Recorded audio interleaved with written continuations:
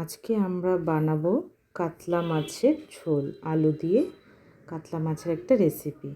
এই জন্য আমরা একটা বড় সাইজের কাতলা মাছ নিয়ে কয়েকটা টুকরো করে নিয়েছি। প্রত্যেকটা টুকরোকে আমি 4 পিস নিয়েছি এখানে।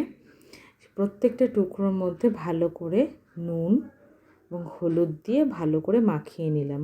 ম্যারিনেট করা বলতে পারেন, নুন আর হলুদ দিয়ে, তাহলে ফ্রাই করতে আমাদের সুবিধা হবে। এই দেখুন, মাছগুলোকে সুন্দর করে মাখিয়ে এরপর যেটা করতে হবে, একটা মিক্সার গ্রাইন্ডারের মধ্যে আমাকে কিছু কাঁচা আদা এবং লঙ্কা নিয়ে নিতে হবে। এবার যে যতটা পরিমাণ ঝাল খাবেন ততটাই লঙ্কা নেবেন। আমরা মোটামুটি একটু ঝাল বেশি খাই, কাঁচা লঙ্কার খাই, তো সেই মতো কাঁচা লঙ্কার নিলাম। তার সাথে নিলাম সর্ষে। সর্ষে হচ্ছে আমাদের গোটা সর্ষে নিয়ে আমি কিনেছি বাজার থেকে, কারণ গোটা সর্ষে বাটলে তার ঝাঁঝটা খুব ভালো। সাথে টমেটো নিয়ে নিলাম। টমেটোটা আলাদা করে কেটে নেব, ওটা মিক্সার গ্রাইন্ডারে আমি দিই না। এবার কড়াটাকে বসালাম, বসিয়ে দেখুন মিক্সার গ্রাইন্ড করে কি সুন্দর গ্রাইন্ড হয়ে গেছে। টমেটো কুচিও করে নিয়েছি। কড়াটা পরিষ্কার করে ধুয়ে বসিয়ে তার মধ্যে একটু তেল দিলাম।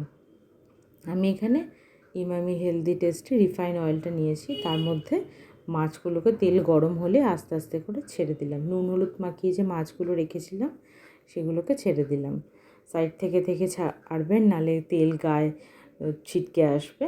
সুন্দর করে মাছগুলোকে আমি ডিপ ফ্রাই করব। এক পিঠ হয়ে যাওয়ার পর যখন লাল লাল হয়ে যাবে ঘুরিয়ে দেব, কারণ আমাদের দুই সাইডই ভালো করে ভাজতে হবে। ভাজার পর একটা পাত্রের মধ্যে এটাকে উঠিয়ে নিলাম। আমি 5টার মতো মাছ এখানে ফ্রাই করছি, আপনারা চাইলে একসাথে বেশিও করতে পারেন। এবার যে গরম করার মধ্যে যে বাকি তেলটা ছিল তার মধ্যে কেটে রাখা আলু দিলাম, কারণ আগেই বলেছিলাম আমি কাতলা মাছের আলু দিয়ে ঝোল করব। এবার আলুটার মধ্যে একটু নুন দিয়ে দিলাম, তাহলে আলুটা তাড়াতাড়ি ফ্রাই হয়ে যাবে।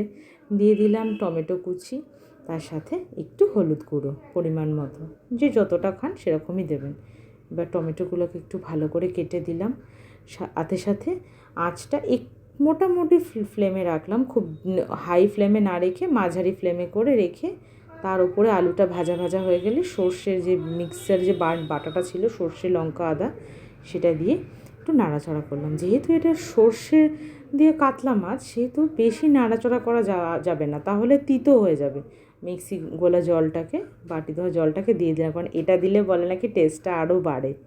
দিয়ে দেওয়ার পর আরেকটু জল দিয়ে দিলাম, কারণ যেহেতু মাছের ঝোল হবে, গ্রেভি হতো তাহলে একটু কম জল দিলেও আমাদের হয়ে যেত।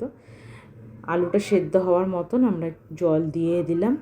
দিয়ে দেওয়ার পর একটু ফোটার জন্য একটু টাইম দিতে হবে। এর ওপর একটু কালারিংয়ের জন্য অল্প করে লাল লঙ্কার গুঁড়ো দিয়ে দিলাম, তাহলে রঙটা ভালো আসবে, একটু বেশ লালচে লালচে মতন আসবে। তো লঙ্কা গুঁড়ো দিয়ে দেওয়ার পর ভালো করে নাড়াচাড়া করে দিলাম। দেখুন কি সুন্দর রঙ হয়েছে মাছের ঝোলটা। মোটামুটি একটু যাতে ফুটবে সেই জন্য চাপা দিয়ে দিলাম, কারণ একটু ফুটলে খেতে টেস্ট হবে। তারপর আমরা মাছগুলোকে দেব। এই যে মোটামুটি ফুটে একটু তেল ছেড়ে এসছে, ভালো করে একবার নাড়াচাড়া করে নিলাম। আলুগুলো চেক করে নেব যে সেদ্ধ হয়েছে কি না। হ্যাঁ, মনে হচ্ছে আমার আলুগুলো সেদ্ধ হয়ে গেছে। এবার ভালো করে নাড়িয়ে চাড়িয়ে এর মধ্যে যে মাছগুলো ভেজে রেখেছিলাম আগে, সে মাছগুলো একে একে দিয়ে দিলাম, কারণ মাছ দিয়ে তো বেশি নাড়াচাড়া করা যাবে না, তাহলে মাছগুলো ভেঙে যাবে। এই যে আমি 4-5 পিস মাছ রান্না করছি, সে মাছগুলো দিয়ে দিলাম।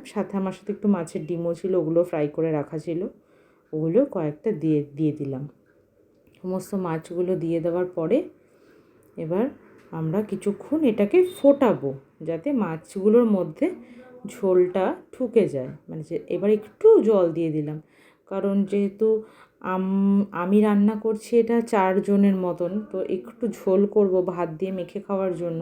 তো একটু তো ঝোল, গ্রেভি একদম হয়ে গেলে, শুকিয়ে গেলে মুশকিল, একটু ঝোল থাকতে হবে। তো দেখুন পরিমাণ মতো এতটা মোটামুটি খাবো, আপনারা যে যতটা খাবেন ততটাই জল দেবেন। এবার দিয়ে একটু চাপা দিয়ে দিলাম, কারণ যাতে ভালো করে সেদ্ধ হয় এবং মাছগুলোর মধ্যে যাতে সর্ষেটা ঢুকে যায়। এইবার মোটামুটি হয়ে এসছে। কিছুক্ষণ চাপা দেওয়ার পর আমাদের এই কালারটা হয়েছে এবং সর্ষেগুলো মাছের গায়ের মধ্যে একদম লেগে গেছে। মোটামুটি হয়ে এসছে, আর শুকাবো না, এবার নামিয়ে নেব। হয়ে গেল আমাদের মাছের ঝোলের সুন্দর রেসিপি, সর্ষে দিয়ে কাতলা মাছের ঝোল।